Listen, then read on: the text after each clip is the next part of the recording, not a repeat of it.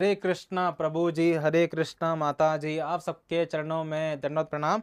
तो योगेश भट्ट प्रभु जी पूछते हैं कि आत्मा एक ही होकर भी वो वैकुंठ जगत में, गोलोक वृंदावन में, अनेकों जगह पे कैसे वो रह सकता है, ये कैसे पॉसिबल है।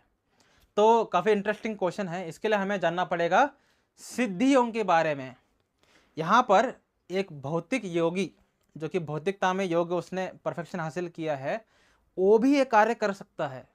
अगर आपको इसके कुछ प्रमाण चाहिए, देन आपको द ऑटोबायोग्राफी ऑफ योगी किताब पढ़ना चाहिए, जिसमें ऑटोबायोग्राफी योगी में जो हमारे परमहंस योगानंद जी हैं, उन ऐसे लोगों से मिलते हैं जो कि एक ही वक्त में अनेकों जगह रह सकते हैं। वो अपने परिवार के साथ भी हैं, अपने शिष्यों के साथ भी हैं, और भ्रमण भी कर रहे हैं एक्स्ट्रा नॉलेज के लिए।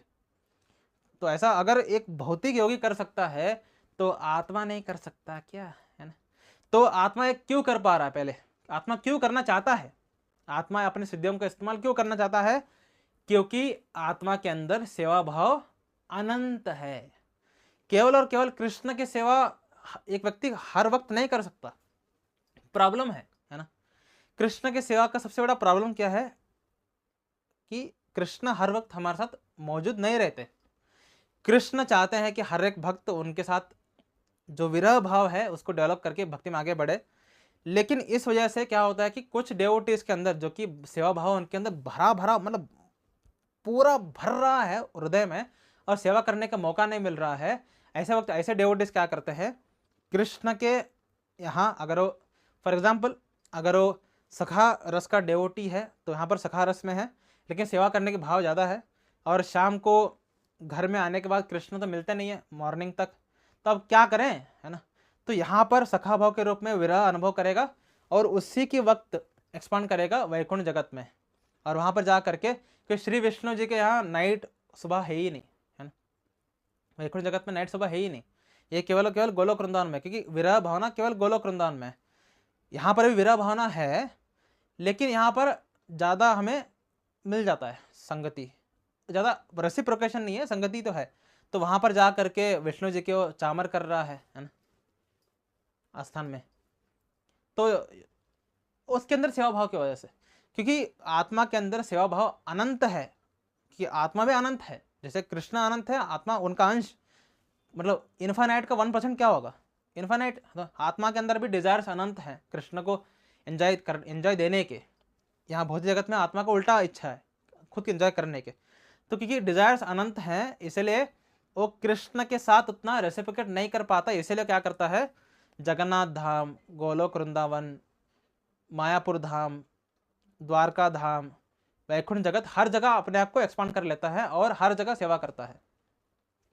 तो ये सीक्रेट है आत्मा के अंदर, ये पावर है आत्मा के अंदर।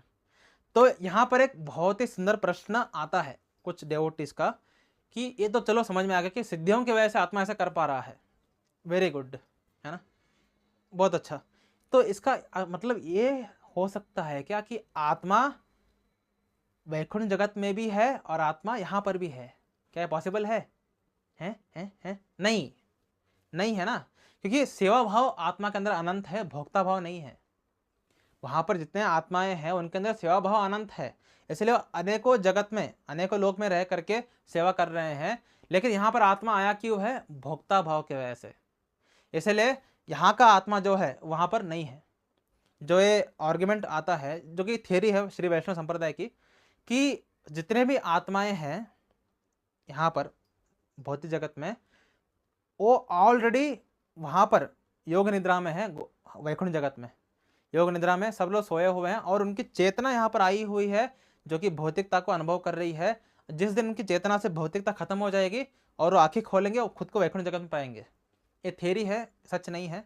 और इन थ्योरी को पढ़ करके श्री वैष्णव संप्रदाय का इस्कॉन में अनेकों डेवोटी जो प्रश्न उठाते हैं कि अरे हम भी तो वैकुंठ जगत में ऑलरेडी हैं, है ना, हम बस अपनी चेतना से भोक्ता भाव खत्म करना है। नहीं भाई, जिस दिन आत्मा के अंदर भोक्ता भाव आता है, वो सेवा भाव को छोड़ देता है हर हर धाम में। यानी अगर मैं उस समय में, जब मेरे अंदर भोक्ता भाव आई, तो मैं वैकुंठ जगत में हो रहा हूँगा या मैं गोलोक वृंदावन दोनों में जा रहा हूँगा, तो मैं दोनों से खुद को एक कर लिया और मैं वहाँ से कूद गया भौतिक जगत में, क्योंकि मुझे कृष्ण का संग नहीं करना, मुझे उनकी सेवा नहीं करना, मुझे खुद एंजॉय करना है कृष्ण के बिना। तो सेवा भाव नहीं है तो व्यक्ति यहाँ पर क्यों आएगा, मतलब सेवा भाव नहीं है इसलिए तो आएगा, है ना। तो ये पूरी तरीके से स्क्रैप थ्योरी है कि हम वहाँ पर ऑलरेडी है चेतना, यहाँ बकवास है ना। देखो सेवा भाव जब तक है तब तक ही आप वहाँ पर रह सकते हैं। 1% भी आपके अंदर भोक्ता भाव आ गया देन आप, है ना, देन आपके अंदर मिसअंडरस्टैंडिंग शुरू हो जाएगा, है ना। और मिसअंडरस्टैंडिंग और बढ़ जाएगी तो आपके अंदर भोक्ता भाव और बढ़ जाएगा, आप कृष्ण के धाम को छोड़ करके यहाँ पर आ जाओगे। यही हुआ है हम सब के साथ। हम सब हीरो बनने के लिए, भोक्ता भाव के लिए यहाँ पर आए हैं, ठीक है, एंजॉय करने के लिए आए हैं। चप्पल पड़ रहे हैं हमें यहाँ पे, तो एंजॉयमेंट जैसे खत्म होगी आप वापस आपको लेने के लिए वैकुंठ, देखो पुष्पक विमान आए क्यों रहा है हमें लेने के लिए, इसका मतलब क्या है, हम चेतना नहीं है, हम आत्मा ही है ना। तो वैकुंठ जगत से कृष्ण आते हैं, विष्णु जी आते हैं, और कभी कभी उनके पार्षदों को भेजते हैं उनको लेके आइए, तो उन खुद आ रहे हैं, इसका मतलब क्या है, चेतना नहीं है, आत्मा ही है ना। So this is the case. I hope आपको समझ में आ चुका होगा कि सिद्धियों की वजह से और उसकी अनंत डिजायर्स की वजह से अनेकों धाम में रहता है, ठीक है। चलते हैं अगले वीडियो में। हरे कृष्ण।